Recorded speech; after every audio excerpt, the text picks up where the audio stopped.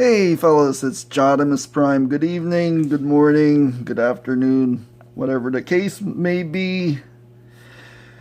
Um, just wanted to give you a quick update. Got this new figure today. This is the Hot Soldiers. What is this thing called? Spearhead Flyover Mountain. So, I have a collection of these third-party Transformers, and I have noticed that the quality is not the same for each brand. I find the Iron Factory has probably the best quality out of the third-party Transformers. I have like a side swipe in here. Everything's crisp, and everything tabs in where it's supposed to be. The plastic doesn't feel flimsy at all. Actually, it's very good. On the middle, you have your Iron Trans brand. Not as good as the plastic is not as good as the Iron Factory, but still acceptable. Not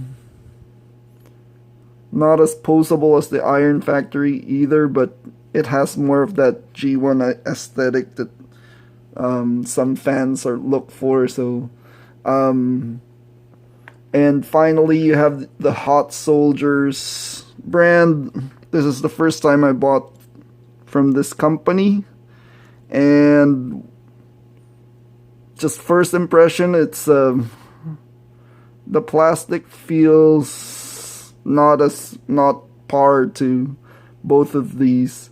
It's as if you have like three grades of plastic molds, like good, better, best, or poor, better, and best. It is not poor, but on a price point, you have this figure I got for $28, and it comes with a set of two. The other being the G1 style hubcap figure.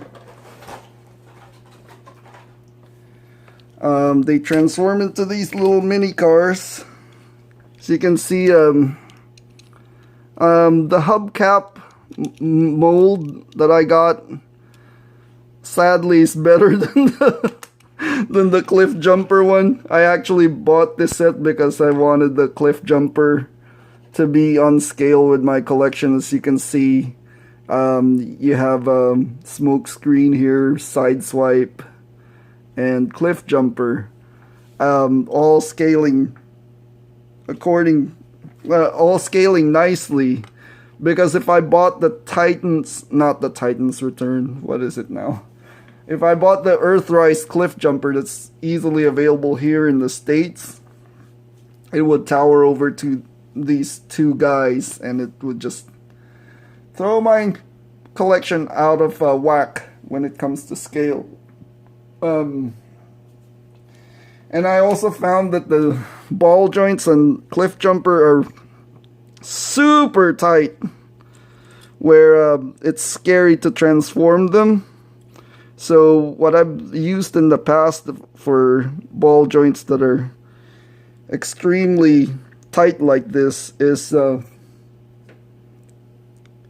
put a little of this gun oil, just like a drop, and it should improve that joint. So off screen, I'm gonna go ahead and put a drop of Hops 9 on the ball joint, and then we'll just move it around, see if that makes it a little bit easier so that it's not as tight and scary when you're transforming it. Because another downside that I'm thinking of with these third-party figures is if you break your toy, say if you break your side swipe, it's nearly impossible to get this figure now, because that was released like 2 years ago or so, and yeah, And if you happen to come across one on eBay, it's probably going to be 2-3 times the amount to pay for. When it comes to price, the Iron Factories are now selling to close to $30 each. But you get what you pay for. You get a really solid figure, and paint apps are really sharp on each of these Iron Factory figures. So get them while you can, but thing is, yeah, be careful with them, because if you break them, it'll be very hard to replace them. So about $25-$30 range for the Iron Factories while they're new. The Iron Trans I got for about, it came with a set of other two, and it was just under 50 less tax. So say around $15-$16 for each figure. So a little bit less, but then a little bit less than the Iron Factory, but then you have like issues like a looseness like this. Maybe I mistransformed this, I don't know. But these guys are just static on the shelf. And then finally you have the Hot Soldiers one, which I bought for $28, so we rounded up to about $14 a figure. But then the plastic is not as good as the Iron Trans or the Iron Factory. So like I said, I put a drop of that gun oil, and now that joint is much better. It's not as scary as before. Should I put one around this neck too? Because this joint is also very tight.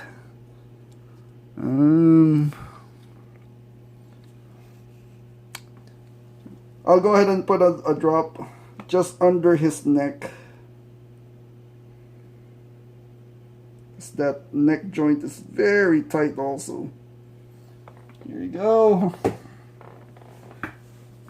Just gonna wipe up the excess oil.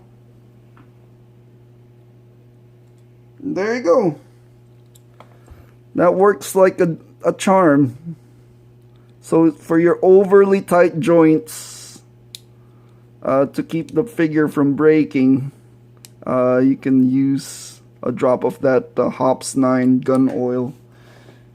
Maybe if you don't have a gun oil, maybe just simple machine oil would also work. I'll also put some on his shoulders here.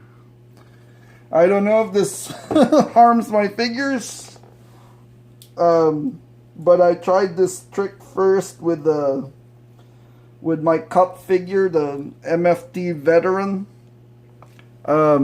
He had a ball joint right around his waist area, and it was very scary to transform it at first.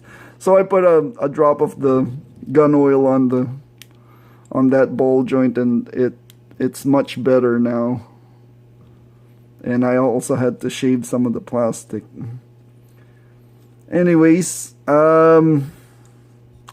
just wanted to share that little bit as collectors, and hopefully you guys are staying safe and staying awesome.